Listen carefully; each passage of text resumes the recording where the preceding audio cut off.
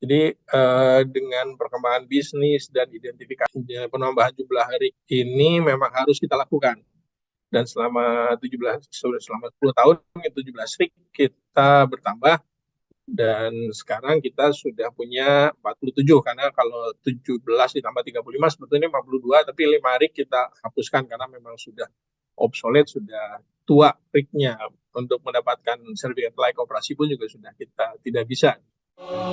Banggakan bangsa, banggakan Indonesia, mari bangun sejahtera. Majulah maju, pandu sejati, alma mater yang tercinta. Semoga semakin kukuh dewasa, tetap jaya dan abadi.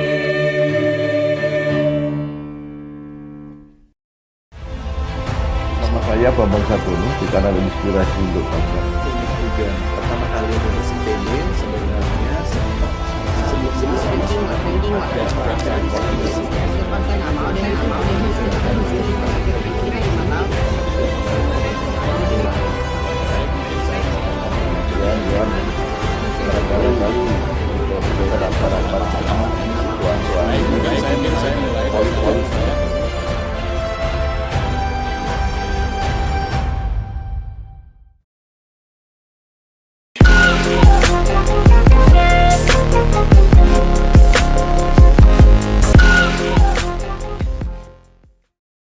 Assalamualaikum warahmatullahi wabarakatuh.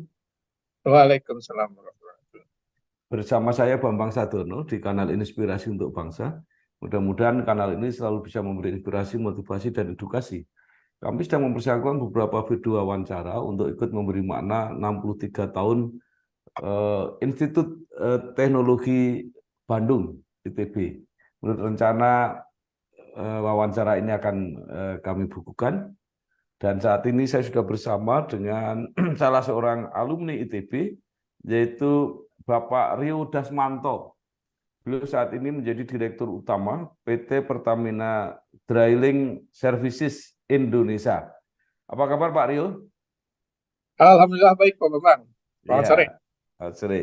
Pak Rio mungkin bisa mulai cerita mengenai pengalaman dan kenangan ketika pendidikan S1 di Teknik Sipil di ITB, lulus 1991 dan 1993 langsung berkarir di PT Pertamina dan saat ini dipercaya menjadi Dirut PT Pertamina Drilling Services sejak 2021. Silakan Pak Rio. Baik, terima kasih Pak Bambang. Assalamualaikum warahmatullahi wabarakatuh.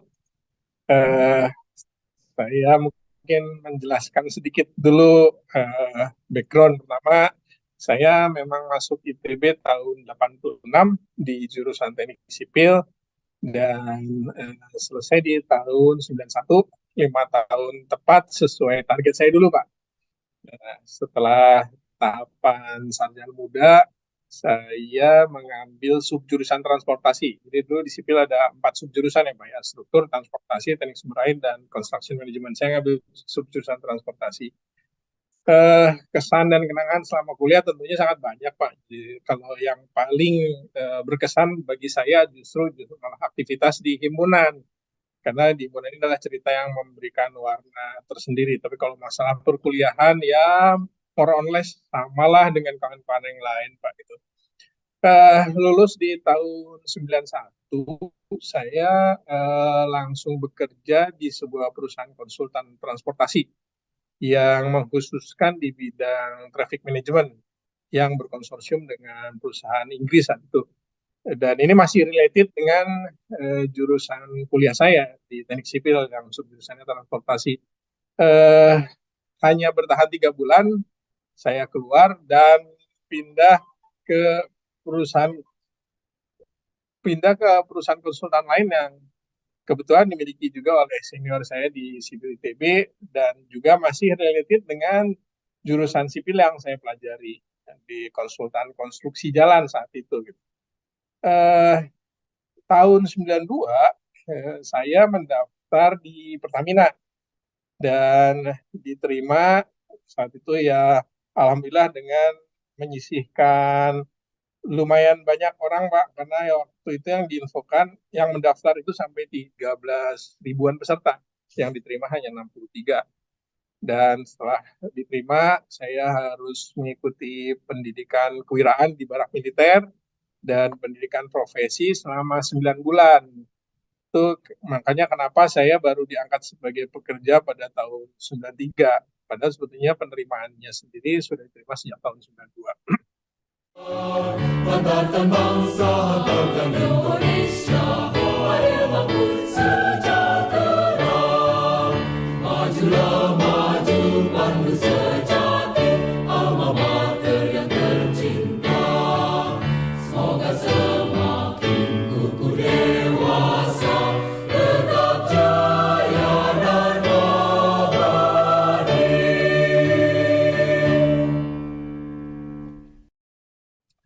Pengalaman yang unik, menarik, dan luar biasa saya alami selama di Pertamina.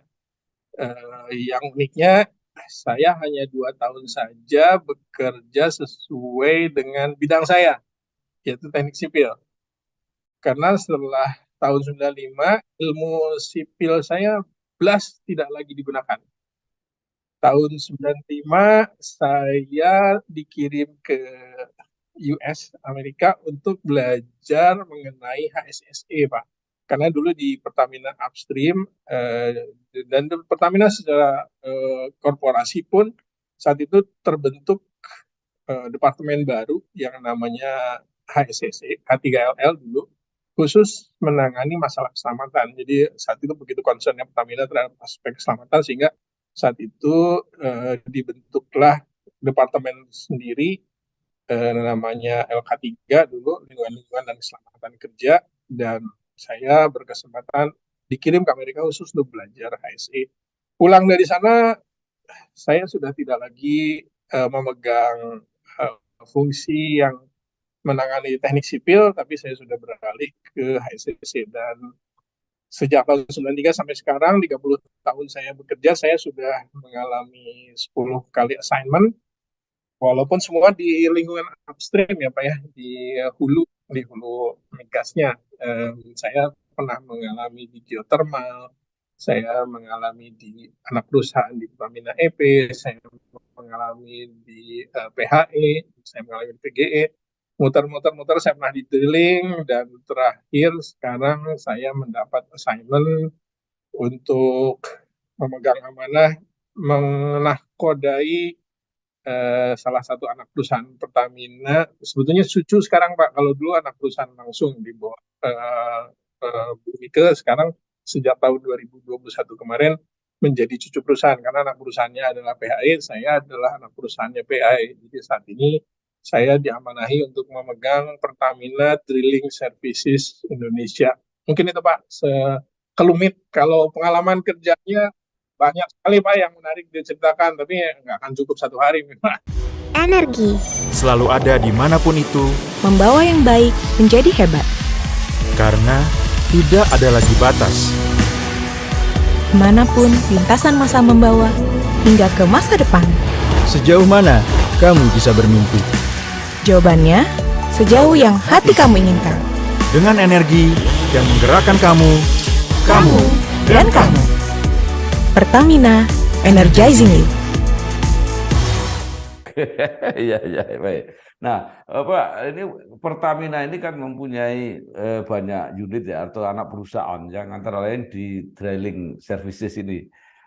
Tetapi juga kalau nggak salah proyek-proyek Pertamina itu banyak yang dikerjakan oleh kontraktor, Pak, baik kontraktor dalam negeri maupun asing.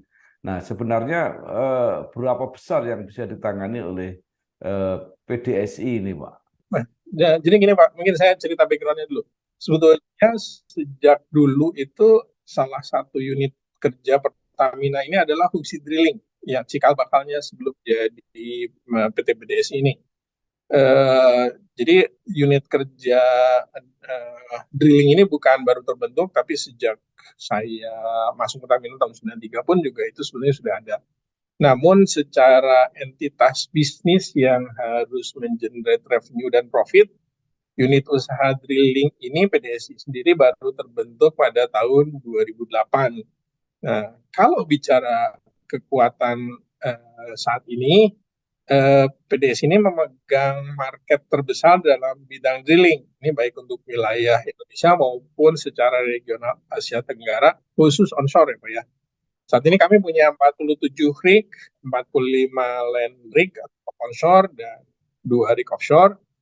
Market share kegiatan drilling pun untuk saat ini untuk onshore di Indonesia, Pertamina Drilling saat ini boleh dibilang menguasai pasar.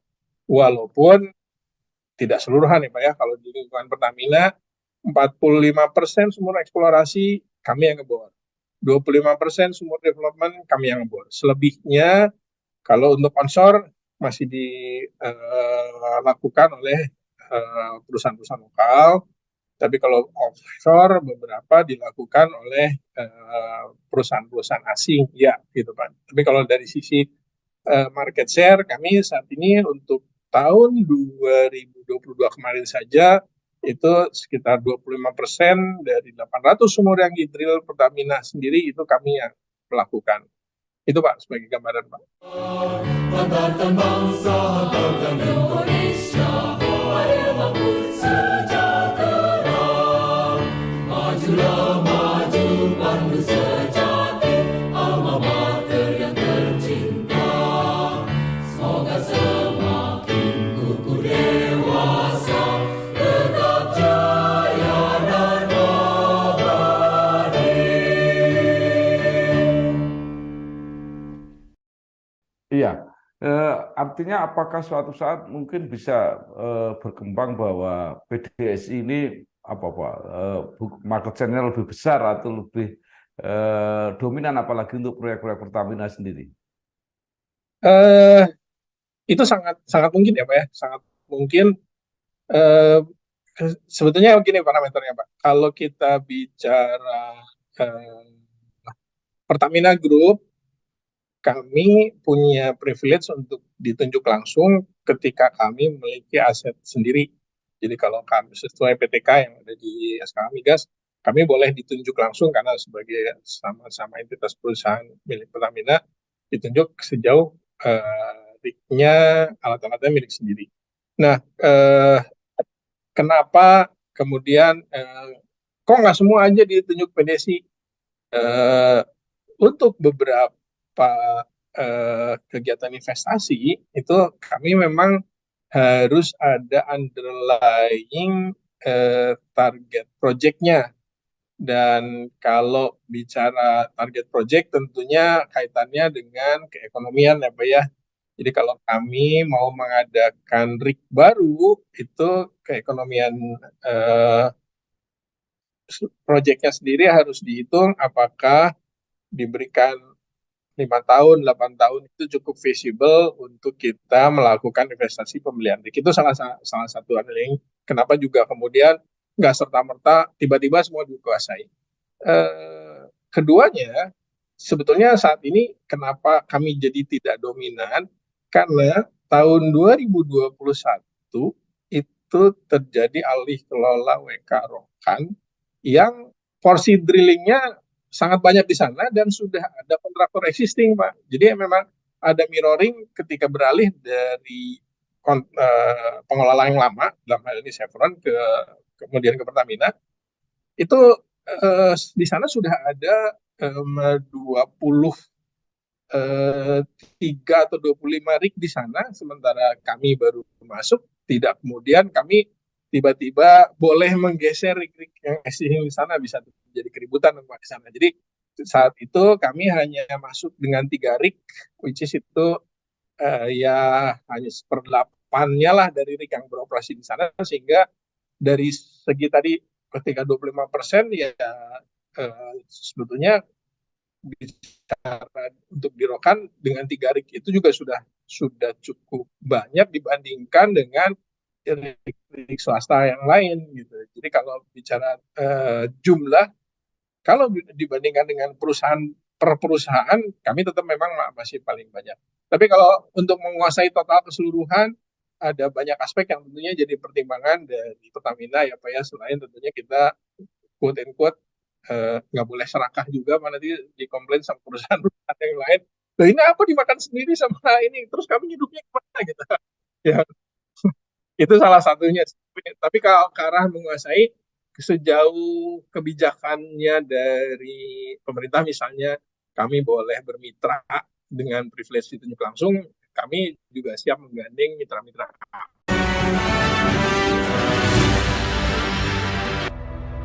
PDSI memiliki bisnis utama, yaitu penyediaan jasa pengeboran, dan kini mengembangkan jasa lain yang terkait dengan pengeboran serta jasa terintegrasi untuk sumur minyak, gas, dan panas bumi.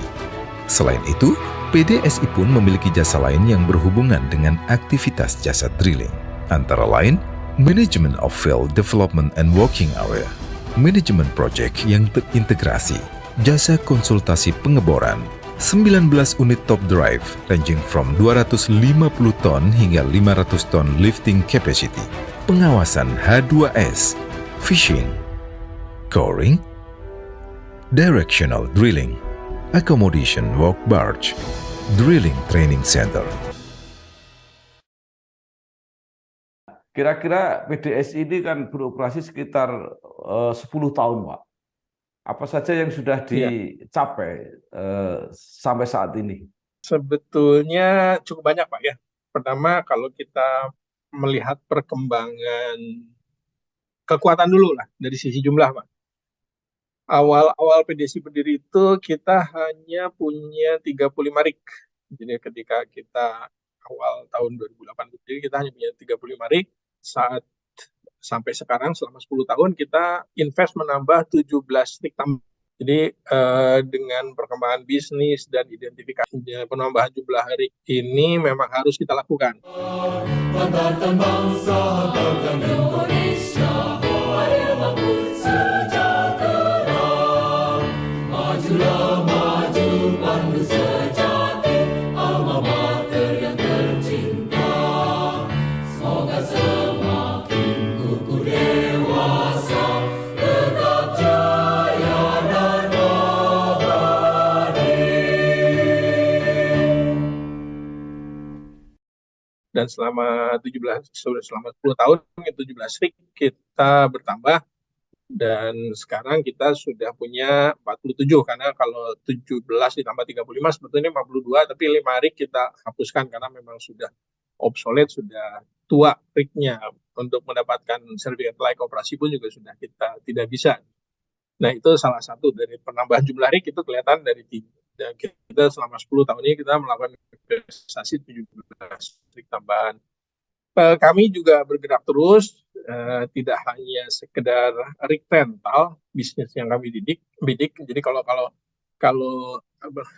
nyewain rig saja itu kan namanya rig rental ya, Pak, ya.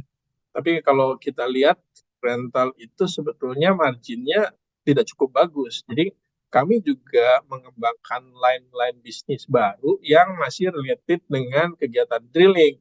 Entah itu directional drilling, gas monitoring, cementing, completion, dan lain-lain. Itu yang kegiatan support yang dibutuhkan oleh drilling, kami masuk di situ. Jadi yang awalnya itu dilakukan oleh perusahaan-perusahaan services lain.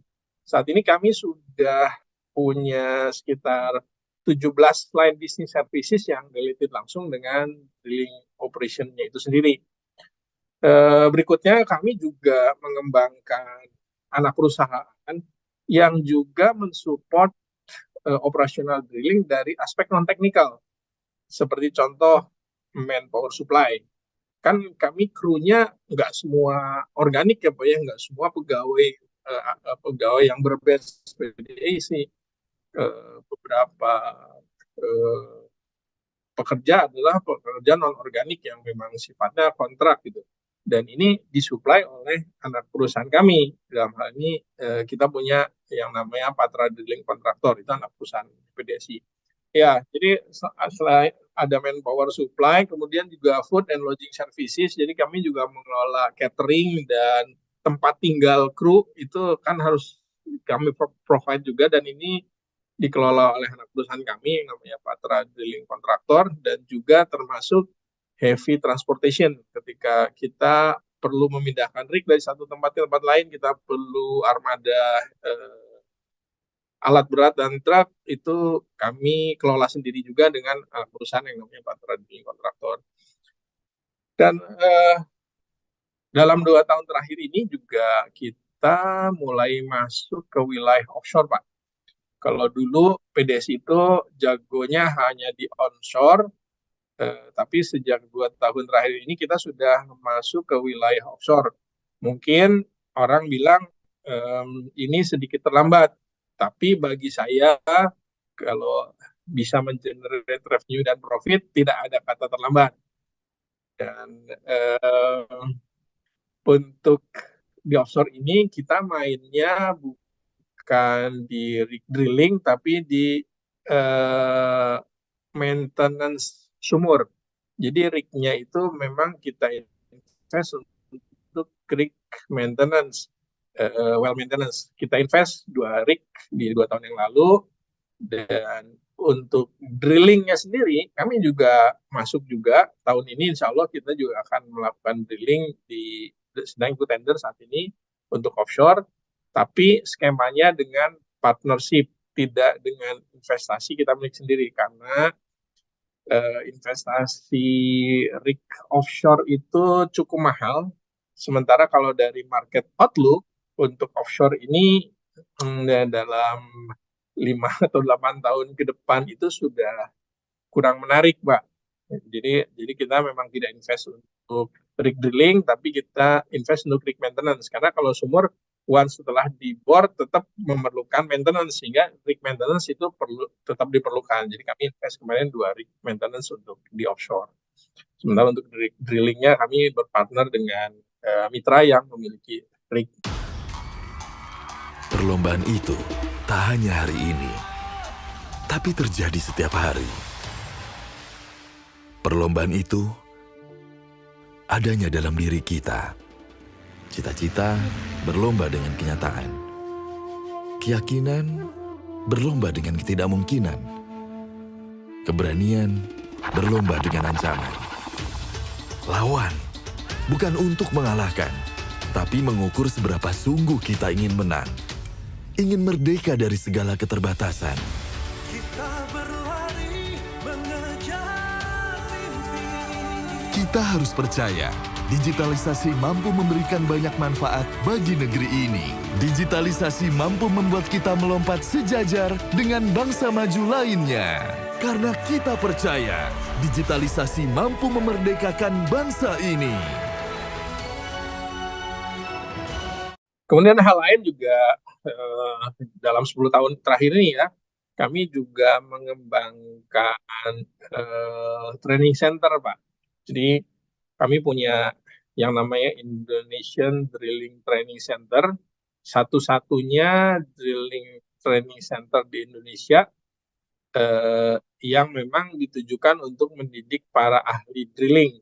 Dan saat ini drilling training center kami selain konsumennya dalam negeri, ini juga sudah diminta mendidik tenaga-tenaga drilling dari luar negeri. Saat ini sudah 2 negara yang minta, dan dalam waktu dekat kemarin G2G-nya sudah, B2B-nya G2B akhirnya, karena dari government ke PDC langsung. Insya Allah di bulan depan sudah ada bicara komersialnya, dan satu negara sudah memastikan akan mengirimkan personilnya untuk kami didik. Skemanya aja yang sedang dibicarakan, apakah kami yang mengirim personil ke sana untuk melakukan training, atau personil mereka yang dikirimkan ke sini untuk mengikuti trainingnya.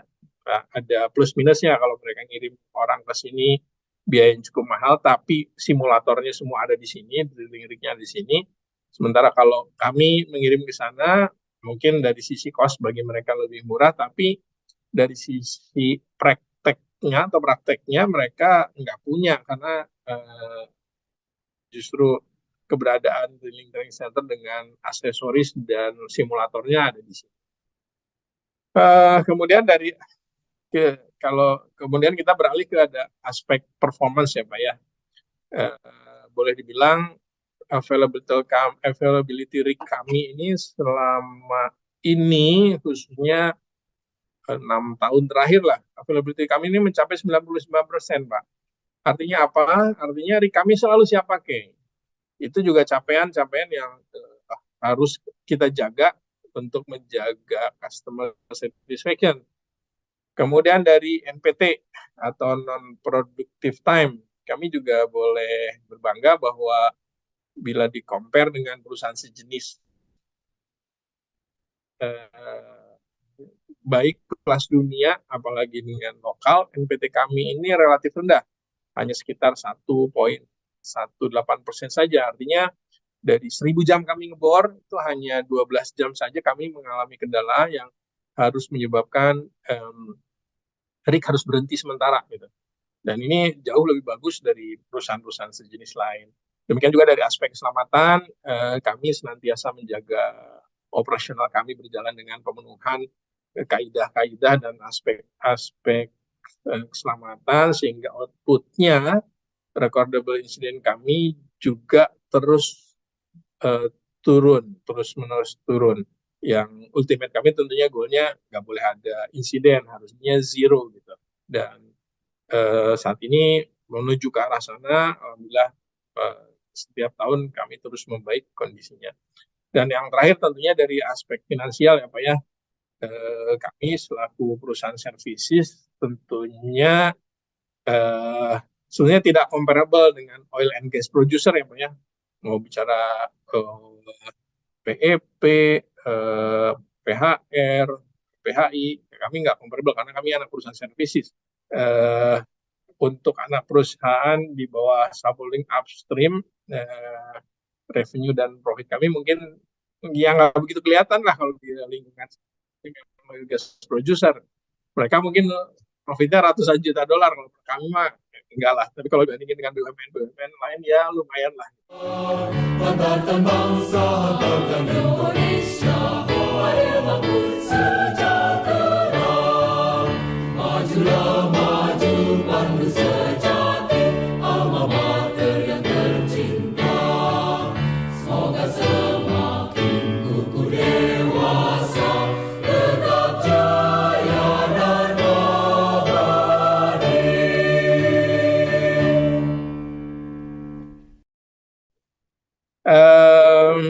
Tapi bukan di situ. Sekecil apapun kontribusinya, setiap tahun kami mengalami tren peningkatan yang cukup baik Pak, baik dari revenue maupun dari sisi profitnya, khususnya selama 2 tahun terakhir pasca pandemic shock kemarin Pak. Jadi waktu pandemi memang ada, karena aktivitas juga memang menurun, revenue kami juga turun, profit kami turun, tapi alhamdulillah 2021 kita bisa bangkit kembali, 2022 kita bisa lebih bangkit lagi, dan insya Allah 2023 target saya ya agak eksesif, menargetkan naik yang cukup signifikan dan challenging.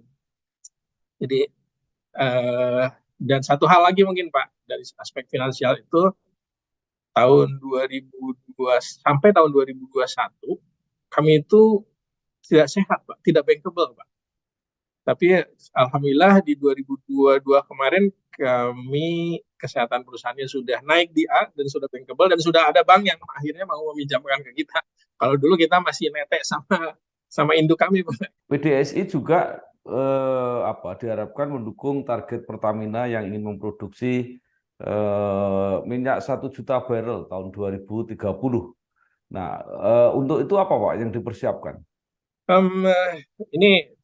Ini pertanyaan menarik Pak, pertanyaan yang banyak ditanyakan, termasuk juga government juga menanyakan, ya SKK Migas menanyakan, Jen Migas menanyakan. Sebenarnya kalau bagi kami sebagai perusahaan yang mensupport tentunya Pertamina khususnya, dan kemudian produksi nasional secara umum, ada 3 yang kita siapkan ya Pak ya, alat, orang, dan modal tentunya, finansial.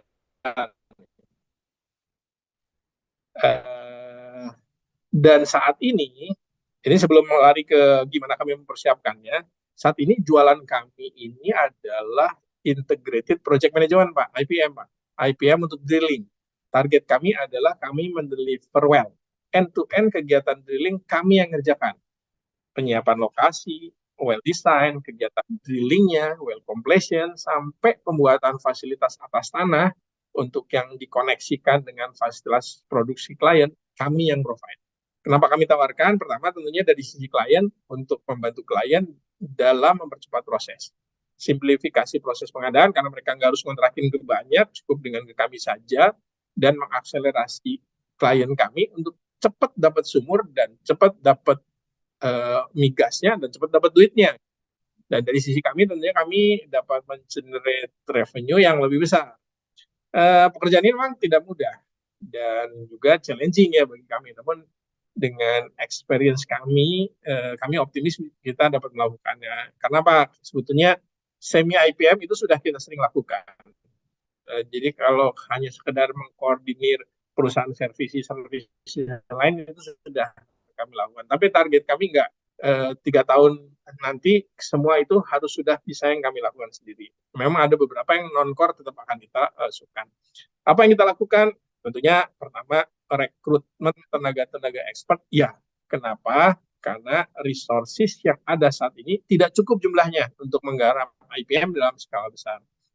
Kalau dulu kan kita juga tidak well design itu bukan di kita, ada di klien. Ketika sekarang kita akan mengambil pekerjaan itu ya otomatis saya harus meng-hire orang-orang yang memang expert dalam bidang well design di situ. Jadi rekrutmen orang itu sudah pasti harus kita lakukan.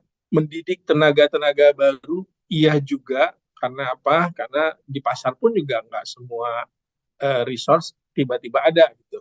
Kami juga harus mendidik dan meregenerasi orang-orang yang di level di lapangan. Contoh misalnya HSE officer, tenaga-tenaga bantu itu termasuk yang kami siapkan. Dan reasonnya tadi sama ya, tenaga saat ini secara jumlah kita punya tapi nggak cukup gitu. Halo rekan pupuk Indonesia, kenalan yuk dengan Tokope'i. Tokope'i jaringan kemitraan pupuk Indonesia. Tokope'i adalah outlet penjualan khusus untuk produk-produk komersil pupuk Indonesia, seperti produk pupuk, pestisida, benih, dan produk serta layanan lainnya.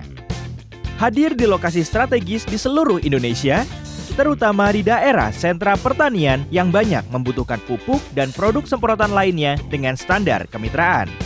Bergabung bersama kami di Tokope'i, mitra akan mendapatkan keuntungan jaminan kualitas produk, jaminan ketersediaan produk, insentif atribut promosi, insentif benefit penjualan, gratis aplikasi dan sistem penjualan. Untuk menjadi mitra Tokope'i, cukup dengan mengisi data toko, tagging lokasi toko, selanjutnya mengisi data diri, dan lengkapi dokumen persyaratan lainnya seperti KTP, NPWP, dan NIB. Atau kamu juga bisa melakukan pendaftaran secara manual dengan melengkapi form pendaftaran serta dokumen lainnya dan diserahkan ke petugas kami. Kemudian tunggu verifikasi. Selamat, pengajuanmu telah diverifikasi. Sekarang kamu sudah bisa melakukan transaksi untuk melayani pembelian dari petani. Makin dekat, makin yakin. Tingkatkan transaksimu, maka kamu berkesempatan mendapatkan hadiah menarik setiap tahunnya. Semakin untung bukan? Ayo bergabung di Tokope'i. Makin dekat, makin yakin. Hubungi Tokope'i sekarang juga. Kemudian menggandeng mitra untuk yang non-teknikal. Dan saat ini sebetulnya kami punya anak perusahaan PDC tadi, Patra Drilling Kontraktor, untuk melakukan penyiapan lokasi dan lain-lain. Tapi untuk secara kapasitas, kami mungkin juga selain ada aspek yang harus kami jaga adalah masalah sosial ya Pak ya. Kita juga nggak bisa tiba-tiba PDC masuk semua gitu, semua digarap semua. Nah, itu seperti yang tadi saya bilang, bisa terjadi keributan juga, keributan sosial ketika perusahaan-perusahaan setempat tidak mendapatkan porsi. Jadi kami menggandeng mitra untuk yang non-teknikal itu kami tetap lakukan juga. Berikutnya melakukan investasi, ya. Tahun ini kami akan beli investasi 2 rig tambahan. Ini khususnya karena ada permintaan yang cukup masif di Rokan, terutama mereka juga akan selain menambah sumur yang cukup eksesif. Di samping juga di tahun depan itu banyak krik-krik yang saat ini di air oleh mereka akan habis dan diharapkan PDSI dapat menggantikannya. Jadi kami juga berinvestasi selain untuk krik juga untuk drilling associated service-nya. Jadi target kami dalam 3 tahun ke depan seluruh associated drilling services sudah kami kuasai semua sehingga project IPM itu memang fully kami yang lakukan. Dan satu lagi tentunya tadi yang finansial untuk modal kami saat ini tidak lagi mengandalkan shareholder loan yang saya bilang tadi. Kalau dulu kita masih ngandelin pinjaman dari induk kita, tapi saat ini karena kami sudah bankable, kami juga sudah menggandeng bank pemerintah Himbara dalam hal ini untuk memodali kami dan saat ini malah sudah cukup banyak bank pemerintah yang mau memodali kami itu karena prospeknya juga sangat bagus. Itu mungkin Pak gambarannya, Pak. Iya, baik. Jadi kalau begitu untuk mengerjakan proyek-proyek Pertamina saja sudah cukup banyak, Pak ya. Tapi apakah PDS ini juga mengerjakan yang di luar Pertamina? Oh ya Pak, kalau bagi saya sih sejauh bisa mengenerate revenue dan profit, apapun saya kejar Pak. Jadi kalau bicara di luar Pertamina, sebetulnya PDSI sudah sejak dulu diminta dan bekerja untuk perusahaan-perusahaan non Pertamina, baik lokal maupun asing, walaupun yang sebatas yang beroperasi di Indonesia. Exxon Mobil, Vaiko, itu ada salah 2 klien kami, Pak. Klien kami yang lain masih cukup banyak ya, yang perusahaan-perusahaan nasional. Sampai masa gembira, tentangkan sayang, pancarkan citra, cerdaskan negara, hantarkan bangsa, hantarkan Indonesia, pada waktu sejahtera. Majulah maju pandu sejati, alma mater yang tercinta. Sebetulnya contoh aja nih untuk Exxon Mobil yang mereka akan lakukan sudah pesan rig kami sejak tahun kemarin, Pak. Jadi mereka 2 tahun sebelumnya itu sudah wanti-wanti, saya minta rig PDSI ya nanti ya gitu. Mereka mau dengan kualifikasi spesifikasi seperti ini dan mereka sudah pesan dari awal. Kenapa? Karena di 2013 sampai 2015 kami drilling di Exxon Mobil Cepu, mereka sangat satisfied Pak, sangat puas dengan apa yang kami lakukan, sehingga mereka insist untuk pakai rig kami lagi, sekalipun rignya ngebornya masih tahun 2024, mereka sudah minta jauh hari bahwa kami pesan rig yang ini, spesifikasi ini untuk ngebor di 2024, dan itu dilakukan. Dan juga tentunya bukan hanya perusahaan asing, karena kita tahun ini akan ikut juga untuk drilling campaign-nya PLN, Pak. PLN juga akan ngebor, Pak. Tapi untuk geothermal, Pak ya? Ya, betul, Pak. Betul, Pak. Untuk geothermal, Pak. Jadi ini memang kalau dari sisi job 2 tahun terakhir ini job kami terbanyak memang di migas. Tapi dari tahun 2013 sampai 2019 job kami itu di geothermal cukup masif, Pak. Cukup banyak. Sampai 2012 itu kami invest sekitar 5 rig baru khusus dedicated untuk geothermal. Dan seperti yang saya bilang tadi, insya Allah tahun ini kami juga akan masuk ke PLN. Udah pesan juga, walaupun juga tetap kami akan mengikuti proses tender ya. Tapi karena mereka trust, percaya bahwa rig kami unggul di berbagai aspek, mereka sudah wanti-wanti tolong ada alokasi buat rencana proyek kami Karena terus terang saat ini kami agak ngantri, Mak. Agak ngantri itu dari bar chart yang ada agak susah untuk ngeplot drilling campaign yang hanya spot-spot. Misalnya PGE hanya minta ngebor 1 sumur saja atau 2 sumur saja di waktu tertentu. Itu kita menyesuaikan bar chartnya agak susah karena effortnya mindahkan ke sana, balik lagi mindahkan itu makan waktu. Sementara klien yang asli yang sudah ada punya programnya bisa terganggu. Itu sebetulnya salah satu kendala kita, Pak.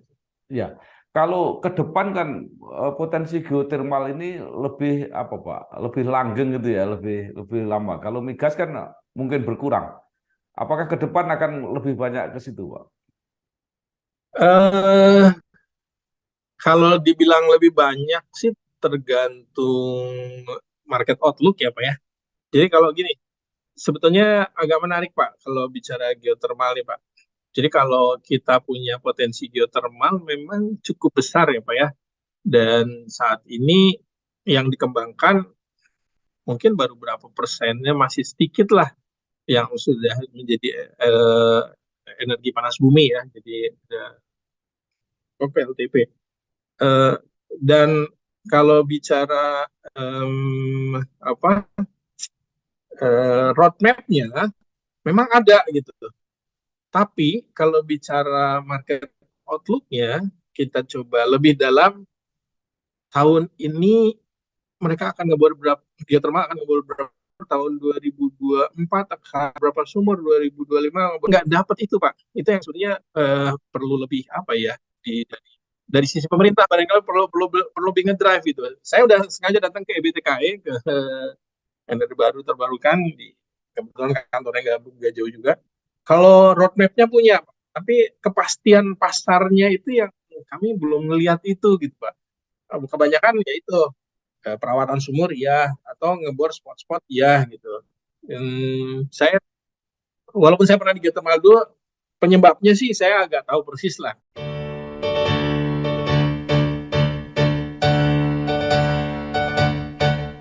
Gerakan langkah tatap ke depan, ITB Citra Ganesha.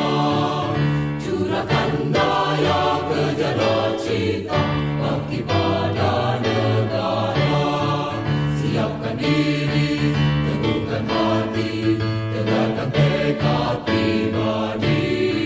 Langkah dan Jadi keekonomian, Pak, ya kira-kira persoalannya. Kan gini, Pak, yang membedakan sumur minyak sama sumur geothermal, kalau sumur minyak sekarang saya ngebor, besok keluar minyaknya, besok bisa dijual gitu. Tapi kalau geothermal kan nggak, Pak. Sekarang ngebor, sekarang keluar steam, nggak bisa langsung dijual, Pak, karena harus ada power plant-nya dulu, ada yang beli nih. Power plant-nya ketika nggak ada yang menyerap, ya sumurnya harus nganggur dulu. Dan nggak bisa juga satu sumur berproduksi terus bisa mengenerate misalnya 40 megawatt gitu kan, tetap harus ada sekian sumur dulu, dan sudah ada kepastian sumurnya dulu, baru power plant-nya dibangun gitu. Kalau minyak kan enggak, itu sekarang ngebor, besok keluar, besok bisa dijual, bisa dikirim gitu. Nah itu sebetulnya lebih ke kepastian pasar yang belinya sebetulnya, Pak, kalau saya lihat sih kalau di geothermal. Pak Rio, ini Bapak mendapat penghargaan BUMN Award 2022 untuk kategori inovasi bisnis dan teknologi. Itu apa yang dikerjakan atau prestasi apa yang diraih, Pak? Ini kan dua ya, Pak ya, inovasi bisnis dan inovasi teknologi sebenarnya. Jadi kalau inovasi bisnis itu lebih ke saya mengembangkan line-line bisnis baru, mengutilisasi aset yang dulu mungkin cost center, sekarang menjadi profitable gitu. Yang dulu kita spend duit ke orang, sekarang justru jadi usaha baru bagi saya gitu. Contoh ya, Pak ya, dulu yang namanya sertifikasi BOP, blowout preventer kita, itu kita kontrakkan, Pak. Nah, sekarang saya ngelihat bahwa kita punya workshop gitu. Kenapa nggak kita lakukan sendiri itu? Kenapa harus dikontrakkan? Which is itu ngeluarin duit ke orang lain gitu. Padahal kita sebetulnya bisa lakukan sendiri. Dan itu akhirnya saya rubah gitu. Mindset kawan-kawan juga saya rubah gitu. Sejauh pekerjaan-pekerjaan itu bisa kita lakukan sendiri, ya lakukan sendiri. Kalau ada aspek compliance atau license to operate yang belum kita miliki, ya kita penuhi gitu. Daripada kita spend duit besar, kita nggak punya nggak jadi punya keahlian juga, terus kita juga menggerus operating cost kita juga. Nah, sekarang ini kita lakukan sendiri. Karena apa? BOP saya itu populasinya ada 250, Pak. Dan satu BOP itu mensertifikasi itu biayanya ratusan juta, cukup mahal. Dan saya bisa melakukan cost saving itu cukup signifikan, Pak, dari situ. Dan bahkan sekarang saya juga sudah menerima order untuk mensertifikasi BOP punya orang lain gitu. Jadi bukan hanya punya BDSI, sekarang juga saya menerima sertifikasi BOP punya orang lain. Itu salah satunya. Kemudian juga kita punya pergudangan yang nganggur. Aset Pertamina ada gudang yang nganggur. Saat ini kita convert jadi pusat logistik berikat, Pak. Walaupun sekarang kalau bicara dari nilai bisnisnya atau nilai profitnya, nah tidak signifikan, tapi kita sudah melangkah punya portofolio baru dan itu yang akan saya kembangkan menjadi beberapa pusat logistik berikat yang targetnya memang untuk dunia oil and gas upstream. Jadi itu kan keuntungannya bagi importir, khususnya mitra-mitra atau supplier-suppliernya Pertamina di Sabuling upstream. Once mereka masukin barang di PLB, sejauh belum dibeli oleh klien, mereka kan tidak terkena tax. Tapi dari sisi rantai supply, dia menghemat waktu yang cukup signifikan. Kalau apalagi mereka yang sudah punya kontrak payung. Sampai masa gembira, tentangkan sayang, pancarkan citra, cerdaskan negara, hantarkan bangsa, hantarkan Indonesia, adil makmur sejahtera. Majulah maju, pandu sejati, alma mater yang tercinta. Dan daripada di penalti oleh klien ketika mereka lama deliver, ya mereka stok saja yang sudah pasti kontrak payungnya itu dimasukkan di PLB kita, terus kemudian mereka baru bayar pajak ketika sudah dikeluarkan. Itu menguntungkan bagi dua pihak, baik pelaku konsumen. Terus kemudian inovasi bisnis juga, kalau dulu kita nggak masuk di offshore, sekarang sudah kita masuk di offshore. Kemudian juga yang saya tadi bilang, Indonesian Drilling Training Center, dulu tidak komersial, sekarang bisa jadi duit, Pak. Karena orang sekarang di situ harus bayar. Gitu. Kalau dulu kan memang hanya dipakai untuk internal. Bahkan tahun kemarin dan insya Allah akan dilaksanakan tahun ini, kita memang akan mendidik khusus kebutuhan tenaga-tenaga driller dari grup Sabuling Upstream. Dan itu lumayan lah, Pak, insya Allah dapat duit juga dari situ. Nah, itu kalau di inovasi bisnisnya. Selain juga di anak perusahaan saya di Patra Drilling Kontraktor itu juga kita sudah merambah juga, Pak, ke EPC, terus kemudian directional drilling untuk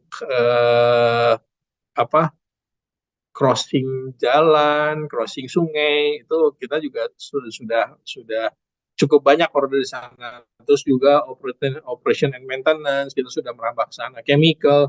Jadi line bisnis sekarang kita sudah cukup banyak, Pak, dari situ. Nggak tahu itu apakah itu jadi dasar waktu dapat penghargaan BUMN Award. Saya nggak tahu persis ya, karena saya juga hanya diminta untuk presentasi ya, saya presentasi. Nah, dari sisi teknologi, kami mengembangkan rig cyber ya, Pak. Walaupun sebetulnya bukan barang baru sih.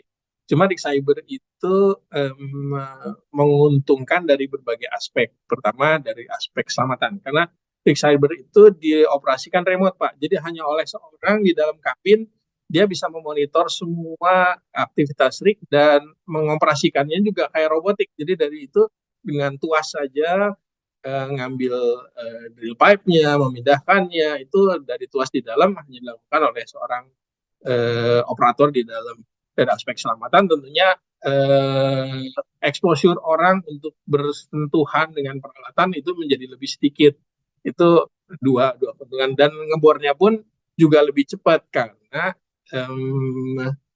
semua parameter terukur dan sudah bisa diprogram. Jadi mau kecepatan ngebor sekian, beratnya sekian, itu sudah masuk di rig cyber. Saat ini kita punya 10 rig cyber. Di samping itu juga kami punya skidding rig dan walking rig, Pak. Jadi kalau skidding rig itu, kalau kita mau mindahkan rig yang berada dalam satu cluster, itu kita nggak perlu dismantle, nggak perlu ngebongkar rignya, nggak perlu diturunkan, nggak perlu dibongkar. Dia cukup bergeser sendiri aja. Bergesernya itu bisa ke 1, 2, 3, 4 arah ya, maju mundur, kiri kanan. Tapi kalau walking rig itu bisa ke 8 penjuru angin, Pak. Jadi ke depan bisa, ke belakang bisa, ke kiri bisa, ke kanan bisa, ke timur laut bisa, ke tenggara bisa, ke barat laut bisa, ke barat daya bisa. Itu walking rig bisa seperti itu. Itu dari aspek teknologi itu semua tentunya untuk memudahkan dan membantu mempercepat juga proses ini. Nah, untuk mendukung ESG yang saat ini sudah mulai ramai lah menjadi bahasan dunia termasuk juga Indonesia. Saat ini kami sedang mengembangkan rig hybrid, Pak. Jadi harapannya ke depan rig kami bisa dual fuel. Sebetulnya kalau dari dual fuel itu bukan mengurangi konsumsi fosil energinya, tapi lebih ke mengurangi emisi karbonnya, Pak. Karena selama ini kita menggunakan bahan bakar solar, nantinya kita akan convert menjadi bahan bakar CNG, Pak. Dan saat ini sedang dalam tahap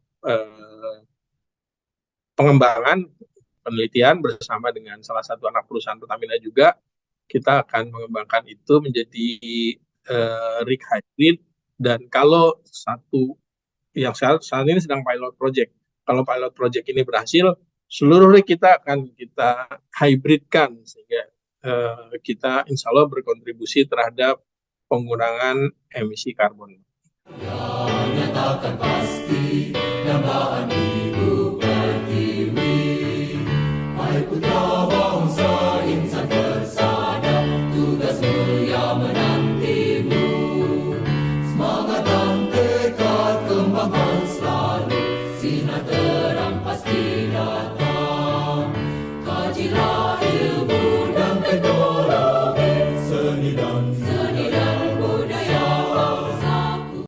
Baik, Pak Riut, terakhir saya ingin mendapat kesan Bapak terhadap ITB, dan mungkin setelah Bapak punya banyak pengalaman di lapangan, apa yang harus disiapkan di kampus dan apa yang harus disiapkan para mahasiswa yang masih belajar supaya mereka benar-benar nanti bisa menjawab persoalan ketika bekerja. Baik, Pak.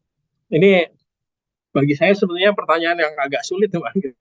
Karena gini, saya nggak tahu persis iklim belajar mengajar sekarang ITB seperti apa. Itu yang saya nggak tahu persis ya, Pak. Ya, apakah masih sama dengan zaman kita dulu gitu, atau sekarang terjadi pergeseran? Saya terus terang nggak begitu mengikuti perkembangan kampus, sekalipun rektornya teman satu angkatan saya, sama-sama dari sipil nih, Bu Keke nih, Bu Reni nih. Kalau bicara soft skill ya, kalau yang saya alami sih, saya tidak mendapatkan, jujur saja, pembelajaran soft skill itu kalau dari kampus, terus terang saya tidak mendapatkan ya. Kalau saya merasakan itu benar-benar learning by doing. Jadi kita belajar dari keseharian kita bekerja. Itu kalau saya melihatnya soft skill itu bagaimana the way kita berkomunikasi dan lain-lain, asertif dengan orang, itu soft skill itu, kepemimpinan itu bukan sesuatu yang diajarkan dalam kurikulum ya, Pak ya. Jadi lebih ke bagaimana kita selama ini bergaul, dan itu terus terang soft skill itu kalau pendidikan formalnya tidak didapat, tapi dari kegiatan non akademik itu saya dapatkan. Jadi kalau saya sih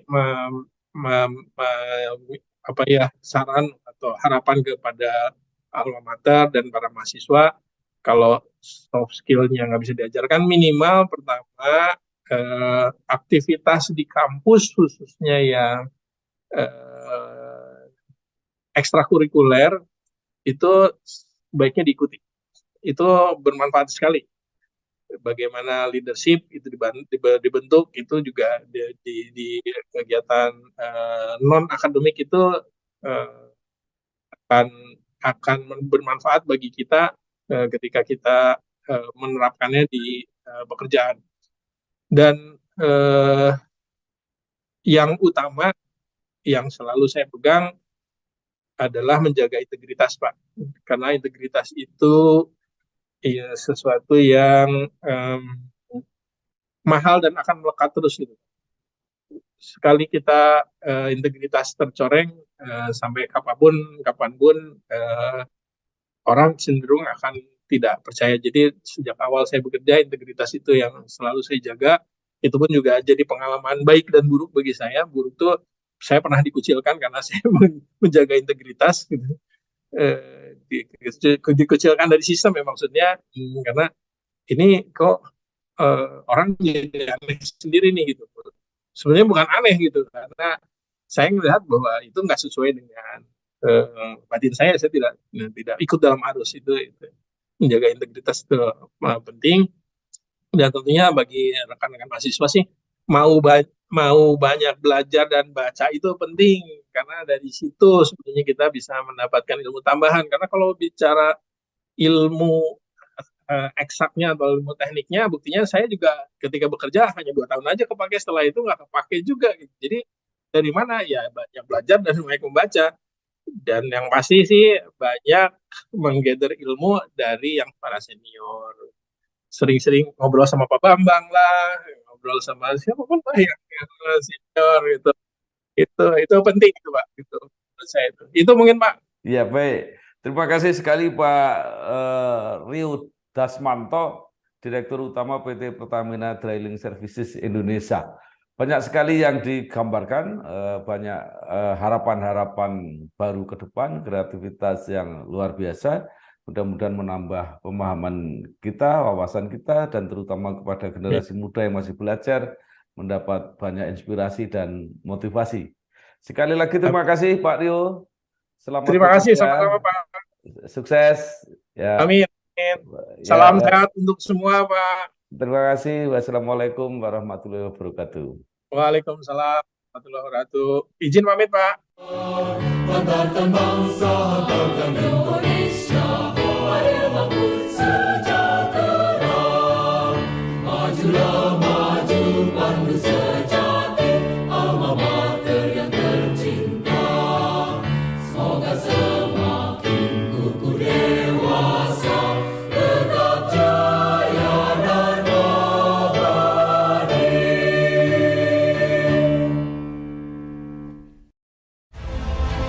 Nama saya Bambang Satono di kanal Inspirasi untuk Bangsa. Ini juga pertama kali nulis ITB sebenarnya